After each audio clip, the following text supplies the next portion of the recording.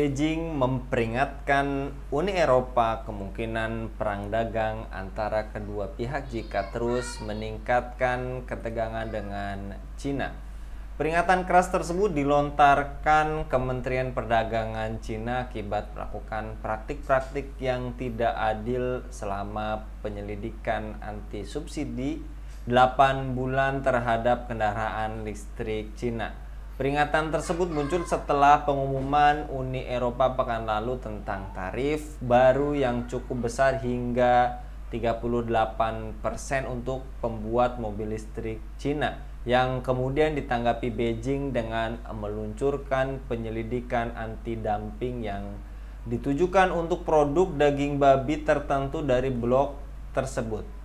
Apakah Uni Emirat memicu perang dagang? Apakah hubungan perdagangan Cina-Eropa jauh ke titik terendah dan apakah Republik Indonesia terkena imbasnya? Untuk membahasnya kami terhubung dengan pengamat hubungan internasional Bung Budi Mulyana. Kita sapa terlebih dahulu. Assalamualaikum warahmatullahi wabarakatuh, Bung Budi. Waalaikumsalam warahmatullahi wabarakatuh, Mas Anggi. Kabar baik, Bung Budi? Insya Allah. Masya Allah, amin ya rabbal alamin. Dan kali ini terkait perang dagang yang juga perihal kendaraan listrik yang buatan. Ini memicu teguran Cina. Menurut Anda, Bung Budi, bagaimana kronologi dan penyebabnya, Bung? Ya, ancaman perang dagang ini kan dipicu ketika eh, Eropa ya itu memberikan atau apa mencoba untuk mulai memperlakukan kebijakan investigasi anti subsidi ya. Eh, karena dengan adanya subsidi ini kan dalam perspektif perdagangan bebas ini tidak mereka anggap gitu ya tidak berdagang secara fair. Karena ada intervensi dari negara untuk kemudian akhirnya produk-produk yang dihasilkan yang kemudian diperdagangkan dalam perdagangan internasional ini eh, apa namanya menjadi ya mungkin harganya murah gitu ya, mendapatkan fasilitas khusus dan lain sebagainya gitu.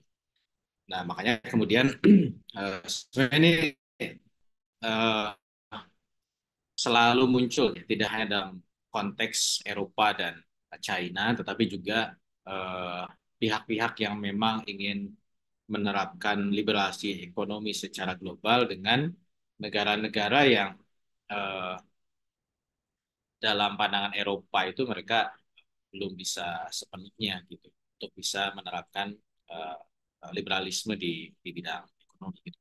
Nah, maka eh, tarik menarik terkait dengan subsidi produk ya, kemudian juga nanti terkait dengan masalah proteksi, terkait dengan masalah kuota dan seterusnya itu akan selalu terjadi. Dan apa yang kemudian terjadi dalam konteks yang terbaru ini kan baru kemarin ya di bulan di tanggal 22 Juni kemarin ya, bahwa memang kalau Eropa itu terus mempersoalkan tentang investigasi anti dumping, menyelidiki bahwa produk-produk Cina yang diekspor khususnya ke Eropa itu ternyata memang betul-betul di disubsidi oleh negara, maka uh, mengancam China agar kemudian mereka bisa betul-betul memenuhi regulasi yang diharapkan. Dan uh, terutama ini memang terkait dengan bagaimana Eropa itu memberlakukan tarif ya. Kan ketika subsidi diberikan, maka uh, ancaman terhadap negara-negara yang melanggar kebijakan liberalisasi ekonomi itu akhirnya ya seperti Eropa misalnya mengancam akan uh, menentukan tarif terhadap barang-barang yang diimpor dari China gitu.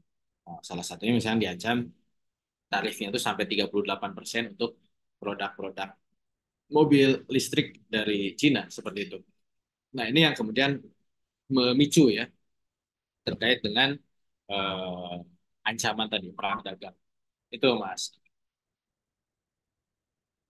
Baik, Bung Budi, dan juga diketahui Cina merupakan pasar terbesar ketiga setelah Inggris dan Amerika. Kemudian kekuatan politik dan ekonomi Cina di kawasan Asia juga terus tumbuh.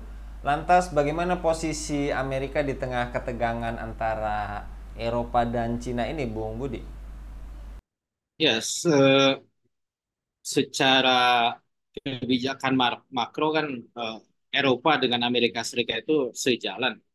Berusaha untuk kemudian menerapkan liberasi ekonomi ya, pasar bebas gitu.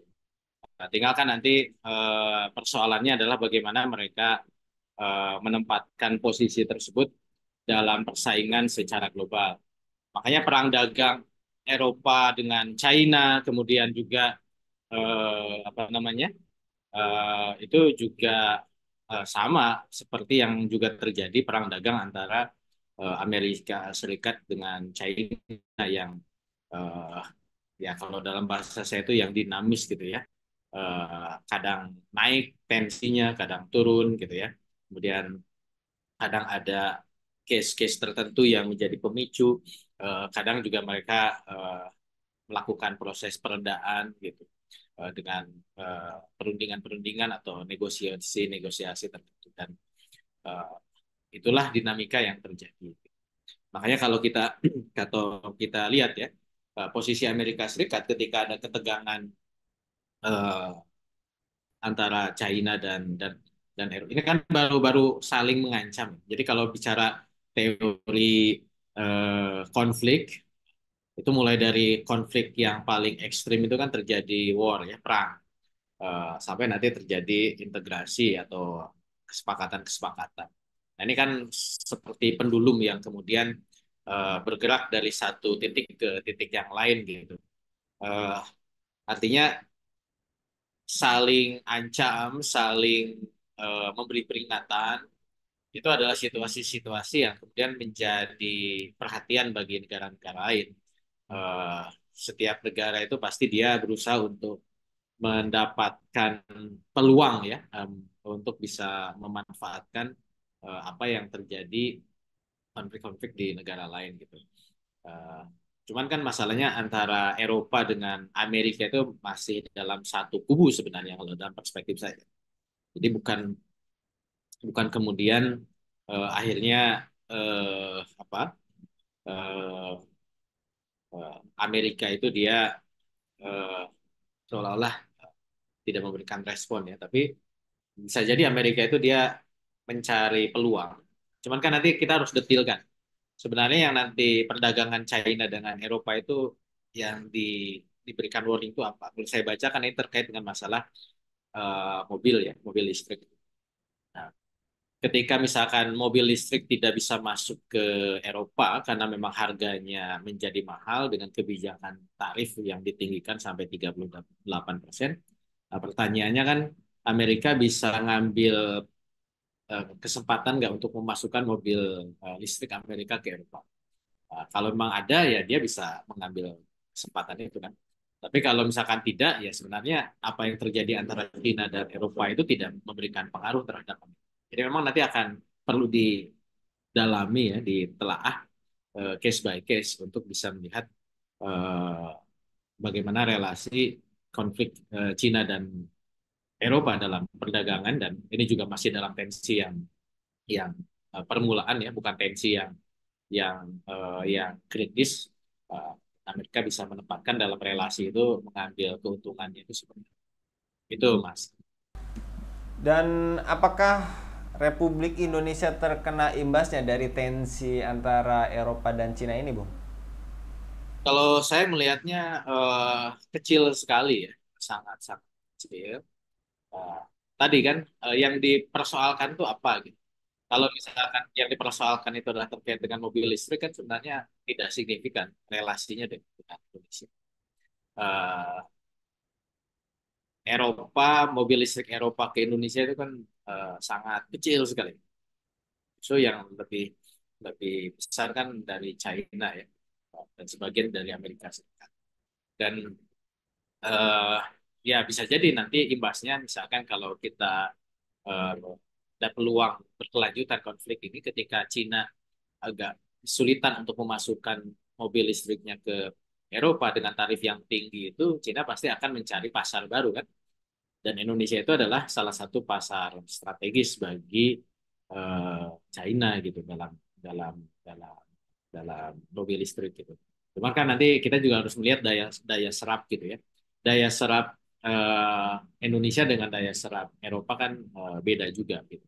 Apalagi misalkan apa namanya eh, tingkat kebutuhan terhadap produk-produk tertentu itu ya secara tipikal antara Indonesia dengan Eropa itu berbeda. Makanya memang relasi eh, konflik antara China dengan Eropa dalam konteks ini saya memandang bahwa memang sangat kecil imbasnya terhadap Indonesia. Itu Mas. Dan bagaimana dunia Muslim mengantisipasi adanya tensi ini? Apakah perlu solusi-solusi yang diambil, Bung? Ya, kalau kita kaitkan dengan dunia Islam ya tentu menjadi penting ya kemandirian secara ekonomi itu dibangun oleh dunia Islam. Dan dunia Islam ini kan sebenarnya punya potensi yang luar biasa besarnya gitu ya.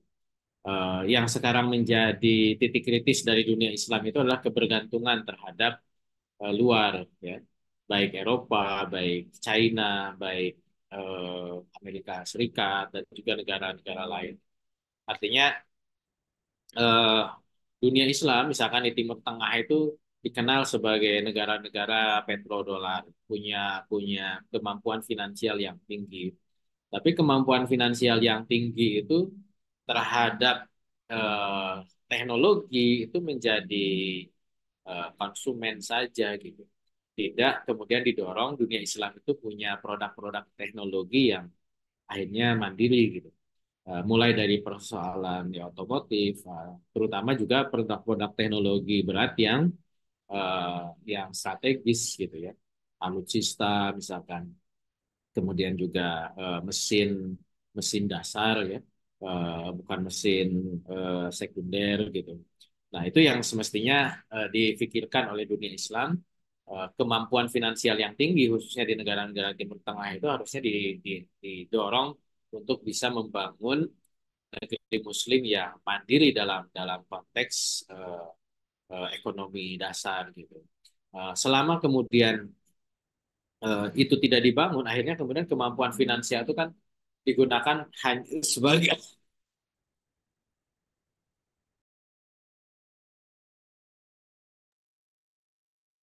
itu hanya digunakan sebagai eh, apa alat untuk membeli produk-produk dari negara-negara Barat ya, termasuk Cina. Gitu.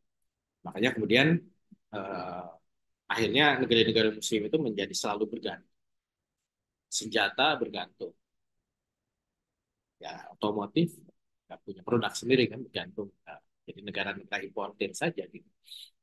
Ini kan sangat disayangkan. Eh, dan selama itu terjadi, akhirnya kemudian pola relasi antara dunia Islam dengan negara-negara Barat itu menjadi pola yang kebergantungan gitu. Kalau pakai teorinya Galtung ya. Eh, kalau bergantung ke negara lain ya siap-siap saja nanti ketika ada situasi-situasi tertentu, misalkan maka itu bisa menjadi alat ya untuk melemahkan dunia Islam karena memang mereka secara teknologi bergantung kepada eh, Barat atau kepada negara-negara besar yang lain. Jadi saya pikir itu yang semestinya menjadi catatan pada Indonesia misalkan dan juga negara-negara dunia Islam yang lain itu harus meningkatkan ke kemampuan secara mandiri ya dalam dalam ekonomi ekonomi dasar membangun industri berat masuk salah satunya adalah industri di alutsista itu Mas.